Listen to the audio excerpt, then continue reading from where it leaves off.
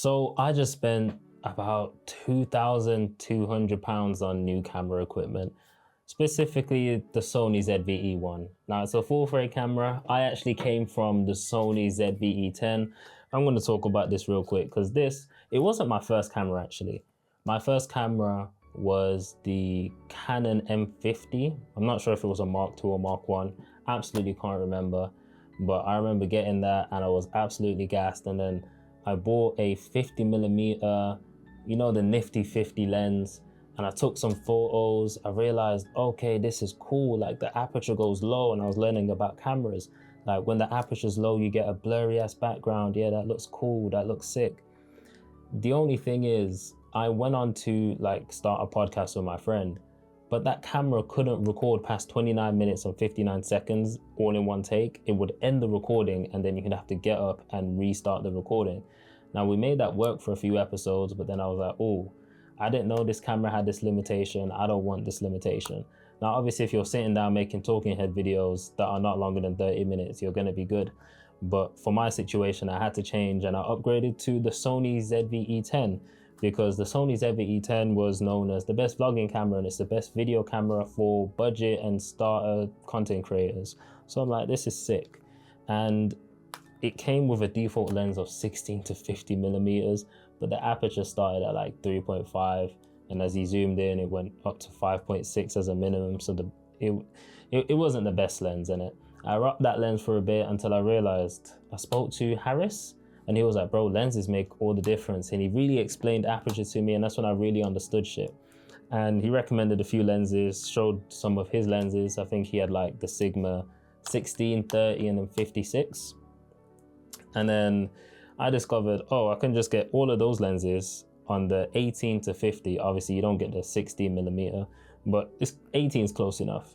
So you get 18 to 50mm Sigma lens with a f.2. Yeah, it's not an it's not f1.4, it's f2.8, but that's fine. Like you still get the blur, it still looks crisp. And this is what I've been using for pretty much all my content for the last year and a half, last year. And honestly, it's done me so much justice. It's done me so much justice. It's only recently I actually added a 1/8 black mist filter. Even I don't think it really does anything. I got kind of swindled into it by social media.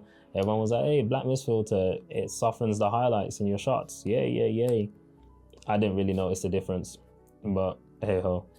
I did put a camera cage on the Sony ZV-E10 to make it a bit beefier because it's a bit small. So you get the extra grip. I'm not sure if you guys can, like, you can see the silicone grip right there.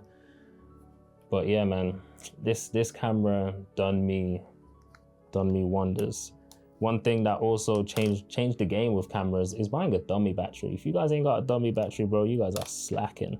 Especially if you're doing talking head videos of any kind. Dummy batteries are the way to go. Your camera won't die, it will stay on. And with these cameras, they record until they either die or the memory card's full or they overheat and it's just too hot. But yeah, that's enough with the old camera. I mean, I'm not really saying bye to it. I haven't decided if I'm gonna sell it yet, but I might use it as a B cam. I don't know. The main reason I wanted to upgrade from this to the ZV-E1 is because I wanted to get a full frame camera. I thought it was time. Like maybe I'm just maybe I'm max consumer god. I just like the latest shit, but I wanted a full frame camera. I love tech. I wanted the new features. I just wanted a new camera, really and truly. And I wanted 10-bit color. And I wanted to be able to record in 4K 50 FPS so I can slow it down and have some really clean slow-mo shots. And I've seen that the active stabilization was really good on it. Like to the point where it looks like you've got a gimbal when you're doing these steady shots when you don't. So yeah, I thought that would be cool.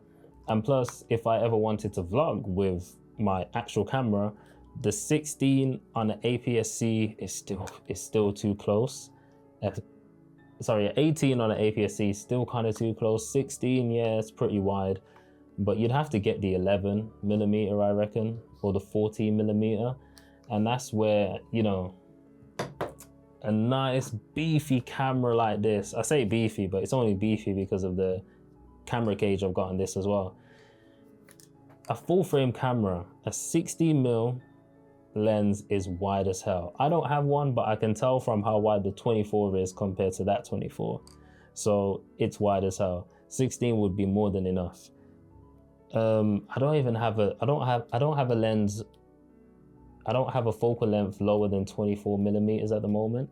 I think when I get a chance, I'm gonna upgrade to a 16-35 f2.8, and that would be kind of my run and gun vlogging kind of setup. And that's what everyone really goes to. The only thing is that lens, I'm sure it's about 1.5K or something stupid like that. But anyway, onto this camera. I got the Sony ZV-E1, and when it came, I was gassed. It just feels so good. I'm sure the name's at the top right here. Yeah, when it came, it just looks so clean, so good. It's basically in the same body factor as the Sony ZV-E10. This is the E1, this is the E10. It's in the same body factor. The E1's a tiny bit bigger, but only ever so slightly. And they've changed a few things. Like on the ZV-E10, this used to be a button. You had to press it to switch from video to photo to S&Q. Now it's just a slider. I haven't changed it from video. I think this is more convenient because there's times where I'd press it, especially at the beginning, I'd press it and I've recorded a whole podcast in S&Q mode, which is slow motion, no audio's captured, so it was fucked. I had to manually sync it up and speed up the footage to actually match the same frame rate and like match the audio of the external microphones. But everything else is pretty much the same. The on and off button is different. It's now it's a flicker. Was the on and off a flicker on this? How do I actually turn this on and off? Oh, it's more of a switch.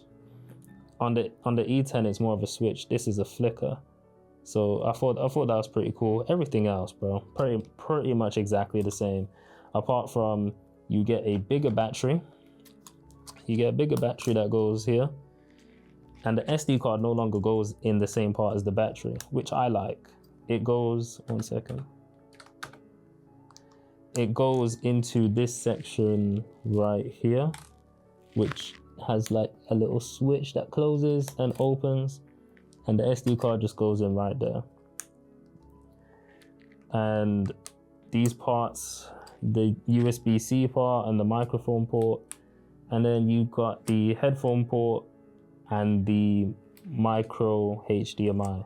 Now, a lot of people say like, I think it's called a mini HDMI. I think that everyone talks about how the mini HDMI is not worth it. Like, oh, it breaks easily. Hey, I'm not saying they don't break easily, but I haven't had it break on me, and I don't want it to break on me, to be honest. So I'm gonna get insurance and stuff like that. But maybe it depends on what kind of filming you're doing, right? Mainly if I'm using the mini HDMI, I'm doing talking heads and I've connected it, pardon me, and I've connected it from my Camlink HDMI to a mini HDMI, and it doesn't really move around. I guess if you're moving around, it could snap, it could become extremely loose. I mean, on my ZV-E10, it did kind of get a bit loose, but it didn't lose connection at any point. So I didn't have to worry about that. But in terms of everything else, man, this camera's great. The body itself will cost you around £2,000.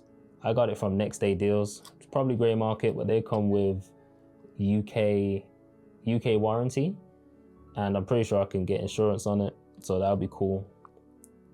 It was 1.6, but it came next day. I know most grey market places, unless they have it in stock, it's gonna take weeks, or maybe a week or two. This came next day. Well, it was meant to come next day, but they called me as soon as I ordered, and because it was Black Friday, they said it's gonna take 2 to 4 days. And I'm like, okay, that's cool, whatever. At least they kept me in the loop, which I appreciate. So 1.6 on the camera body. And then the lens, I'm rocking a 24mm f1.8. So the blur in the background goes even crazier than normal. And I got this lens because a few creators I know recommended this lens. Well, recommended this lens.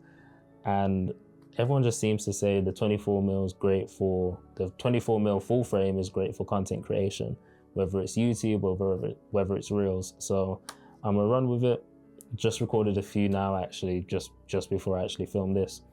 So that's cool. It's a, what do they call this? A prime lens. So it's stuck at 24mm. I did buy another lens because when I record for like my clients or Neural Knowledge, I'm gonna have to zoom in a bit more to make sure I get the shot right. So I bought the Tamron 28-75 f2.8, and f2.8 is great. This 24mm lens, by the way, is from Veltrox. It's £375. I was going to get the Sony one, but the Sony one cost about 1.2, 1.5. Yeah, like Veltrox was like an eighth of the price. I don't even know the maths on that. The Tamron, I haven't unboxed it yet. It's pretty much still shut, but I know the lens is going to be good. Not much to say about this one really, just to add more versatility in case I need to zoom in some more. And then the only other lens I'll need after this is a 16-35. Is it a 16-35 f2.8 Sony G Master? Something like that. And then yeah, that'll do me good, man. This is the box that it came in. The Sony ZV-E1, absolutely amazing, bro. I love it. I've had this camera for a day. Hasn't even been 24 hours. How long's it been? It's almost 24 hours. It's almost 24 hours, but I could sleep with this next to me in bed. One thing I need to do is get insurance. Can you believe I nearly dropped it? Like I was taking it off the Magic Arm, and the Magic Arm I've got, it's like a quarter screw that you need to screw on. So unless there's another way to do it, I literally twist the camera around, and the camera nearly dropped while I was taking it off. So I bought a new Magic Arm where it's easy to tighten the screw without actually spinning the camera. So that will save me from any accidents. But if you guys are wondering if you should get the 24mm lens from Veltrox instead of the Sony, bro, get it.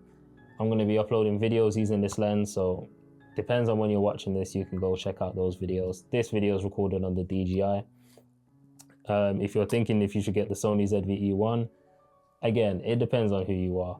Like, everyone says my Sony ZV-E10 done great work, quality looks good, but we're really taking it up a notch with this. Especially I've got the quarter black mist filter, so it adds a bit more diffusion on the highlights because I couldn't really notice the 1/8. But yeah, man, we're going crazy with it. So yeah, I mean, I just came on here to waffle about my new camera. Peace.